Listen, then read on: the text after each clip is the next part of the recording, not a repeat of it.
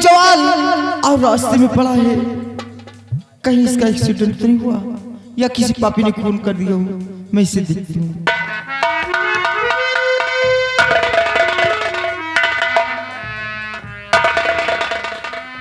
क्या भगवान, इसके तो बहुत जोर से बुखार है और इस वक्त इसे दवा की जरूरत है। अगर इसे वक्त पर दवा न मिली तो इस बेचारे की जान बचा सकती है। अब मैं काले नहीं चाहूंगी, सबसे पहले इसे हॉस्पिटल ले जाऊंगी और इसका इलाज कराऊंगी।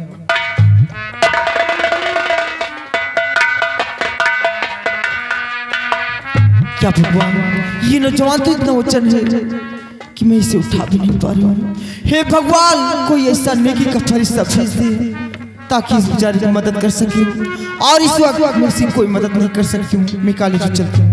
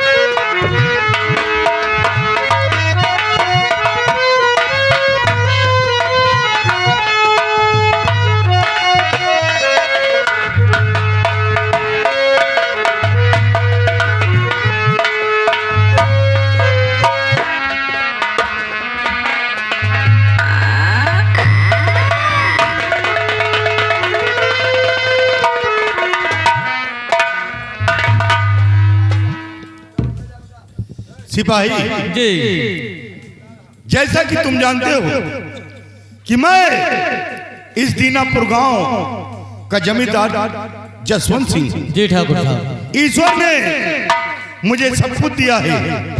धन दौलत इज्जत शोहरत हर तौर से मुहैया किया है। क्यों नहीं ठाकुर साहब? और इतना ही नहीं, ईश्वर ने मुझे एक बेटी भी दिया है जिसका नाम रेखा है।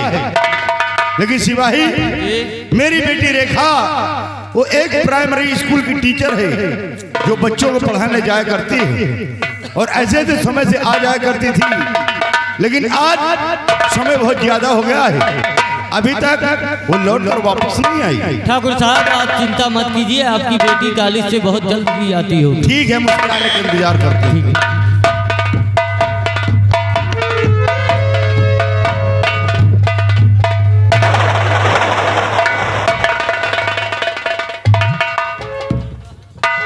अरे बेटी रेखा, ये लड़का कौन है जो उठाकर तो अपनी हवेली लेकर आई है? कौन है बेटी? बाबूजी, आप किसकी बातें करते हैं? मेरे साथ में तो कोई लड़का नहीं, आप किसकी बातें करते हैं? बेटी रेखा, बाबूजी, तू डरती है क्या? अपने बाप के सामने डरती है? अरे डरने की क्या बात है? मैं जानता हूं कि बचपन में तेरी माँ का स्वर्गवास हो गया है और तुझे पाल पोस कर मैंने इतनी बड़ी सयानी कर दिया है और तू बहुत कमजोर दिल की है, इसीलिए बहुत जल्द अपना आपा खो बैठती है। अभी अभी अपने साथ में इस बच्चों को लेकर आई है और कह रही पिताजी मैं कुछ नहीं जानता। कौन है लड़का? बाबूजी, इस लड़की की बातें करते हैं। बाबूजी, जब मैं कॉलेज जा रही थी तो ये नौजवान रास्ते में पड़ा था। क्या रास्ते में पड़ा था? हाँ बाबूजी, और जब मैंने इसे देखी तो इसके बहुत जोर से बुखार था और जब मैं इसे उठाना चाहिए तो ये नौजवान इतना वजन था कि मैं तो इसे उठा भी नहीं पाई। इसको छोड़ के अपने कॉलेज को चली गई, न जाने कैसा, मुझे कुछ नहीं मालूम। बाबूजी, बेटी रेखा, तुम घबराओ नहीं, इस बच्चे को मैं अभी देखता हूँ।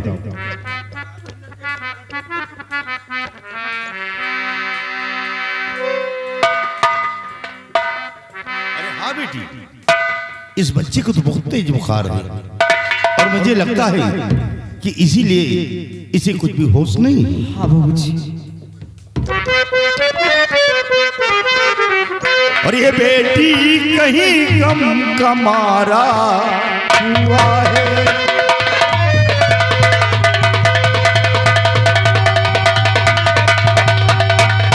ये बेटी कहीं गम का मारा हुआ है और इसे देख दिल पारा पारा।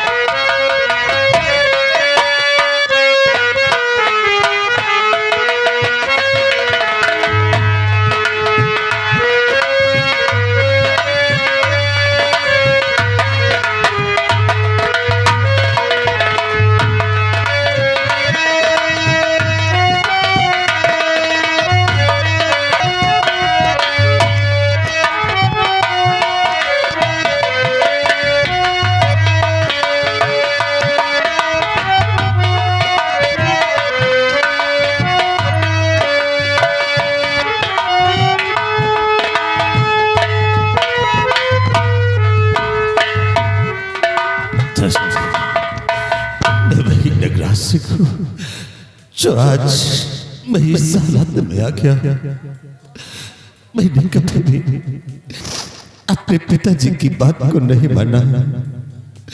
हर वक्त सिर्फ उनकी बात को ठुकराता रहा और वहां के बताए हुए रास्ते पे चल रहा था।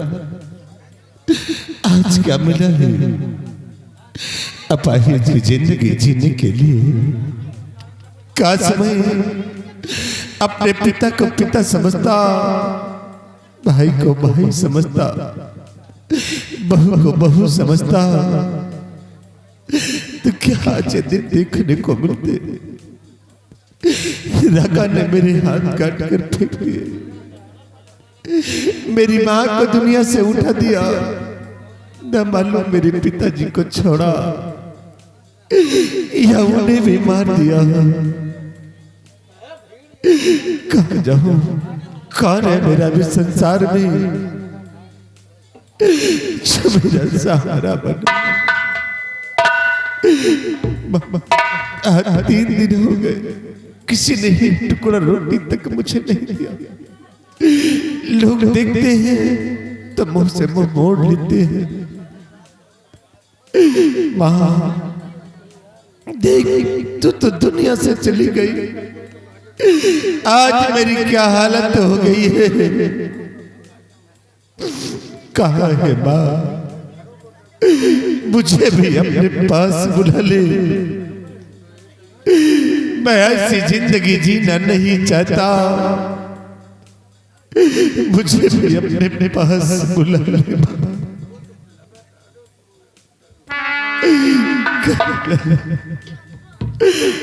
चलो किसी बस्ती की तरफ किसी से फरियाद करूं,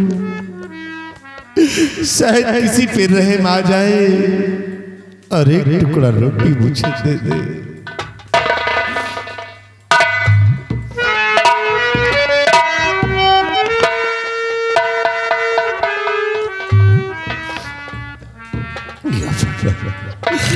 ये रोटियां और यहाँ, लेकिन नहीं, मैं इस वक्त वो जमींदार नहीं हूँ।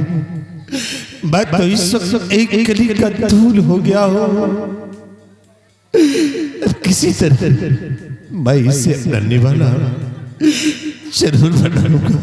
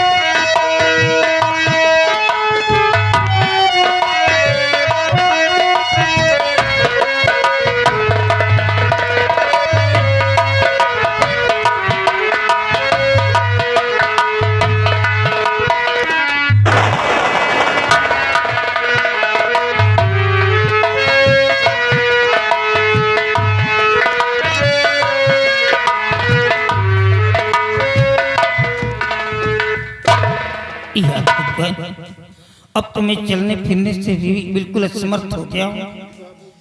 बाबूजी, ये कौन बेचारा गर्दिश का मारा कचरे में पड़ा हुआ है? आवाज तो पहचानी सी लग रही है। कौन है रे तू?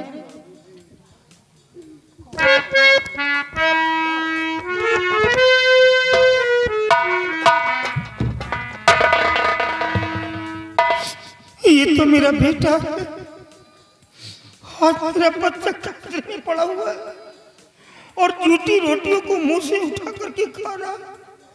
जिस बच्चे को मखमल के बिस्तर पे नींद रहा है, आज भी मेरा बेटा कचरे में पड़ा हुआ है। उठ जा।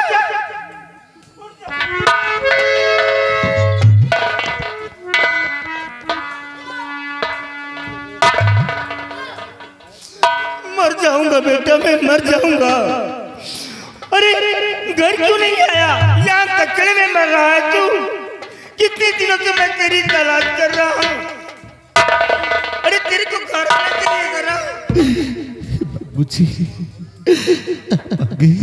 हाँ बेटा, मैं आ गया। देख क्या हालत मेरी हो गई है बाबूजी। आज 3 दिन हो गए, किसी ने एक टुकड़ा रोटी तक मुझे नहीं दिया। भूखों से तड़प रहा हूँ। आप तो मेरे पिता हैं, कम से कम आप तो अपने हाथों से मुझे खिला दो बाबूजी। धन्य भगवान। अरे मैं वो जमींदार हूँ जो प्रत्येक मंगलवार को लाखों रुपए गरीबों में ऐसे ही बांट देता हूँ, लुटा देता हूँ। और जब आज मेरे बेटे के ऊपर आई तो कोई एक टुकड़ा रोटी देने को नहीं हाथ बढ़ाया। ये कैसी दुनिया है बेटा? कोई दया न दे। मैं तेरा पिता हूं, मैं तेरी सेवा करूंगा, खिलाऊंगा, पिलाऊंगा, नहलाऊंगा, धुलाऊंगा, सब कुछ करूंगा। अच्छा हो बुरा हो, है तो मेरा बेटा ना। तू मेरे कलेजे का टुकड़ा है रे। कुछ भी हो, मेरा औलाद है और मैं अपने बच्चे को इस हालत में कैसे छोड़ सकता हूँ? चल मेरे साथ, मैं चलता हूँ। चला जा।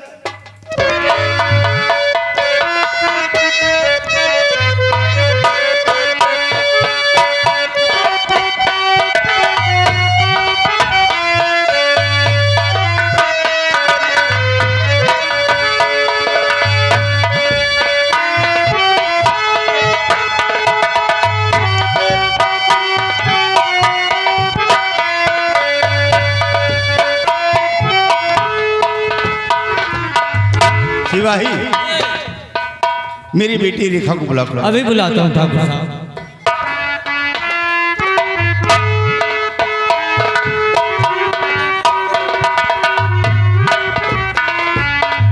जी पिताजी।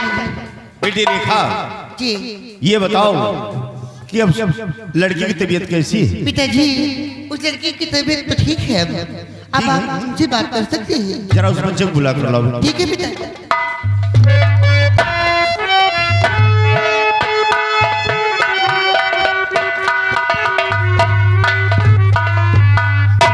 खुश रहो बेटा।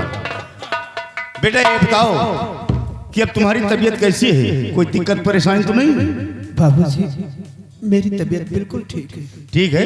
हाँ। तो बेटा सबसे पहले तुम ये बताओ कि तुम रहने वाले कहाँ के हो? तुम्हारे माता पिता क्या नाम है और तुम्हारा क्या नाम बेटा, ताकि हिफाजत के साथ हम तुम्हें तुम्हारे माता पिता के पास पहुंचा सकें। क्या नाम है? बाबूजी, मैं सोलापुर गांव जमींदार राणा सिंह का छोटा बेटा। ओह माय गॉड, तुम सोलापुर जमींदार राणा सिंह के बेटे हो? नहीं, तुम झूठ बोल रहे हो, क्योंकि तुम्हारे ये फटे पुराने कपड़ों को देखकर मुझे यकीन नहीं होता कि तुम जमींदार राणा सिंह के बेटे हो। तुम झूठ बोलते हो। बाबूजी, मैं सच कह रहा हूँ, जमींदार राणा सिंह का बेटा। बेटा अगर तुम जमींदार राणा सिंह के बेटे हो, तुम्हें कौन नहीं जानता है? अरे कई प्रांतों में उनका नाम चलता है और वो गरीबों के बहुत बड़े मसीहा हैं। गरीबों की आंखों में कभी आंसू नहीं देख पाते बेटा।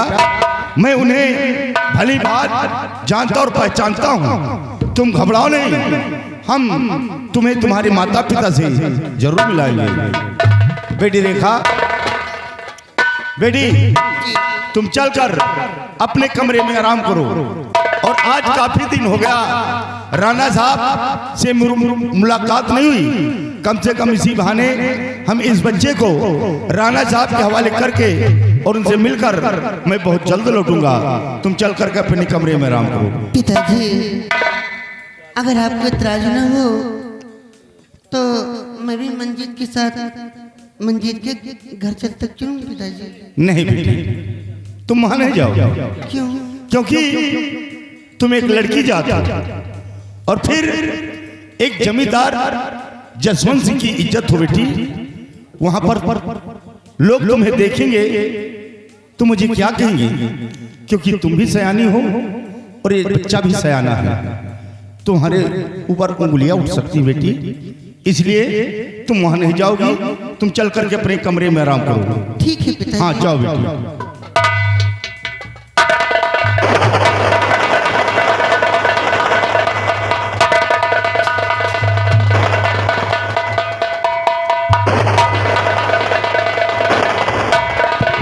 कौन रोकेगा मुझे? क्या हुआ बेटी? कौन रोकेगा मुझे मंजीत के साथ जाने से? मंजीत के साथ जाने के लिए दुनिया की कोई ताकत मुझे नहीं रोक सकती है। मैं मंजीत के साथ जाऊंगी। आज मंजीत के साथ जाने के लिए मुझे दुनिया की कोई दीवार नहीं रोक सकती। कौन सी ऐसी जंजीर है मेरे पैरों को बांध सकती है? कौन सी दुनिया की वो ताकत है जो मुझे रोक सकती है? आज मैं मंजीत के साथ जाऊंगी तो सिर्फ जाऊंगी, मुझे कोई नहीं रोक सकता। पिताजी हट जाओ मेरे सामने से। मैं मंजीत के साथ जाऊंगी, जाऊंगी मैं मंजीत के साथ। मेरी बेटी को क्या हो गया? इसकी आवाज कैसे बदल गई? इतनी भयानक और बुलंद आवाज तो मैं जिंदगी में पहली बार सुन रहा हूं। और इसकी आवाज को सुनकर ना जाने क्यों मुझे डर जैसा लग रहा है। बेटी रेखा, तू चलना चाहती है? हाँ मैं चलना चाहती हूँ। अरे तुझमें नाराज होने की क्या बात है? जब तेरी इच्छा है तो चल तू भी मेरे साथ। हम इन्हें इनके माता पिता के पास छोड़ कर रखते हैं। ठीक है चलिए।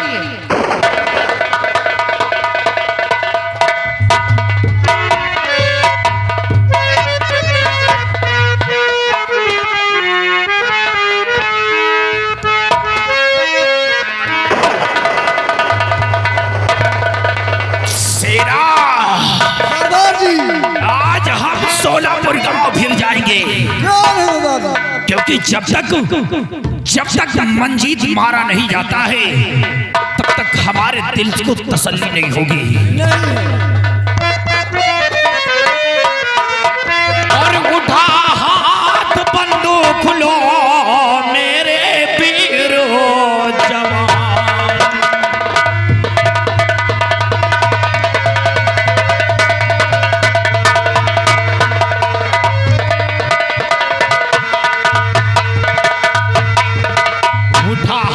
बंदूक लो मेरे वीर जवान और पता करो मंजीत का सोलापुर दर।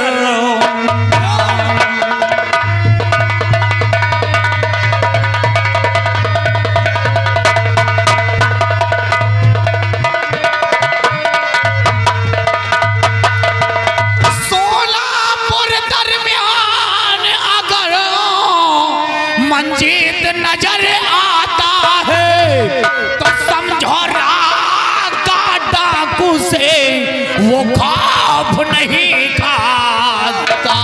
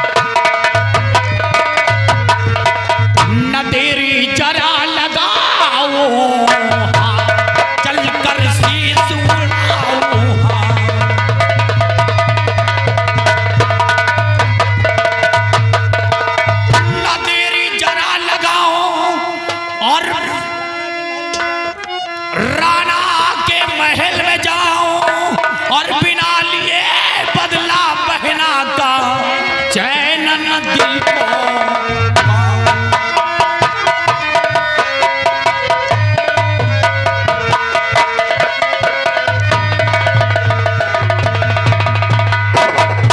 शेरा सरदार जी बारूद तैनात है, तैनात है सरदार जी, गोली तैनात है, तैनात है सरदार जी, शमशीर भी तैनात है। तैनात है सरदार, मेरे साथ में चलो सोलापुर गांव। चलिए सरदार। और जैसे ही मंजीत नजर आता है, मंजीत नामोनुसार मिटाना है मुझे। आओ मेरे साथ, जय मां।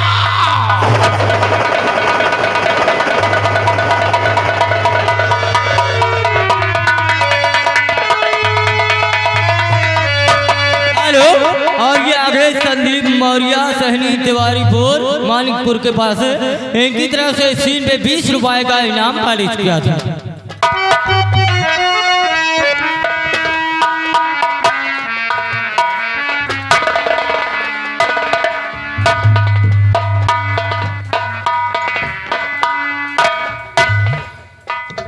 बेटे आखिर तेरे को क्या हो गया? ये भोजन की थाली कंटिन्यू तेरे पास लेके आता हूँ समय समय पर, और तू खाने से रिफ्यूज कर रहा है बेटे, इनकार कर रहा है। आखिर जीने के लिए कुछ ना कुछ तो खाने पड़ेगा ना। तेरे गम में ये तेरा बूढ़ा बाप भी भूखों मर रहा है। जब एक जवान